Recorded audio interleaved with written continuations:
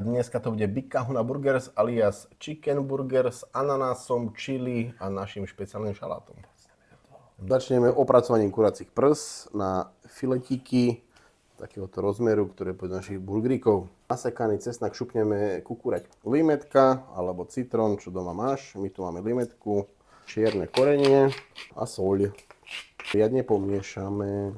Klasický trojobal, jediná zmena je naša čerstvá pankostruhanka z toastového chlebíku. Tam je. A čo ideme robiť? No ideme začať vyprážať, Braško. A dneska to dáme na potrebujeme? old school záležitosť. Bravčová masť. Vyprážame, počím nebude vyprážené. Prichádzajú naše kuracie prsia, ktoré si obalíme v našej zmesi čili, medu a iných záležitostí. Ideme servírovať. Takže jedna časť kuracieho,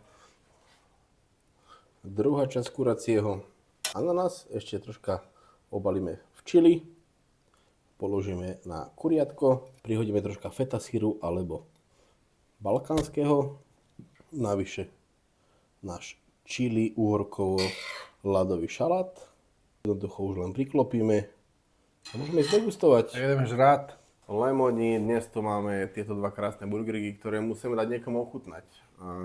A to budem ja. Hviezdou si ty. Lebo jak sa hovorí, ja musím doladiť tú svoju ručinku. Áno, bolia ho ruky a tým pádom bielkovina, ja mu podržím tanier.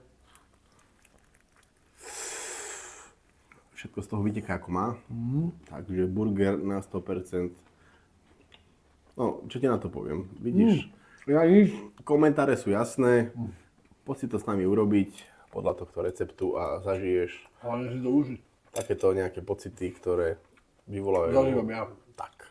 Takže do zlemonenia, vidíme sa pri ďalšom recepte a budeme vidieť, kedy skončí tento žrací meeting.